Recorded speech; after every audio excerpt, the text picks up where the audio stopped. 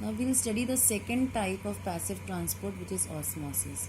The diffusion of water or solvent through semi-permeable membrane from a solution of lower concentration of solutes to a solution of higher concentration of solutes is known as osmosis.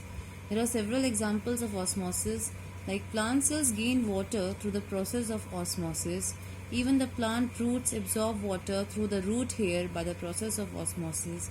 Unicellular organisms like amoeba and paramecium, they gain water through process of osmosis. Stomata present in the leaves open and close just by the process of osmosis. Even the flowers, leaves, they maintain their turgidity by the process of osmosis. So this is the process of osmosis. If we have two types of solution, hypotonic and hypertonic, then water will pass from hypotonic solution to the hypertonic solution through a semi-permeable membrane till the equilibrium level is achieved of the solvent. What is water potential? The measure of whether it is likely to lose or gain water molecules from another solution. Crystal water has the highest water potential.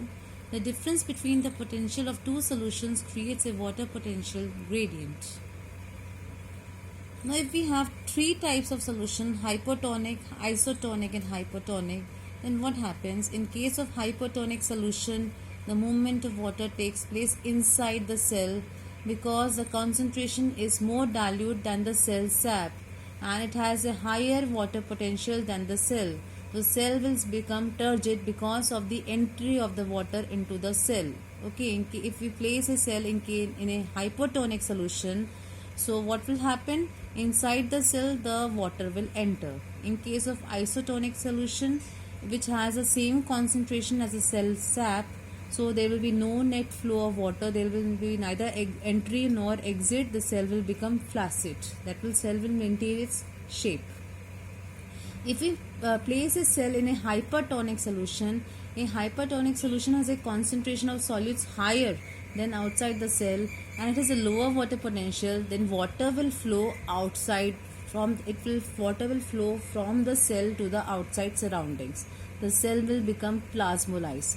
That means the cell will lose water.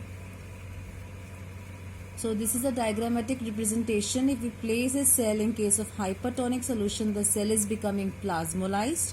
If we place in case of isotonic solution, which has the same water potential than of the surroundings, and the cell will maintain its shape, it will become flaccid. If we place a cell in case of hypertonic solution, the cell will become turgid. That means entry of water will take place inside the cell and cell will gain its shape. Now coming to effects of osmosis in plant cells. In case of hypotonic solution, the cell, as I have already told you, we are just summarizing the points. The cell will become turgid if you place a cell in case of hypotonic solution. The cytoplasm is pressed against the wall. The cell is prevented from bursting by the cell wall.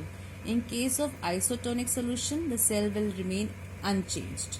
In case of hypertonic solution, the cell will plasmolize and the cytoplasm will shrink.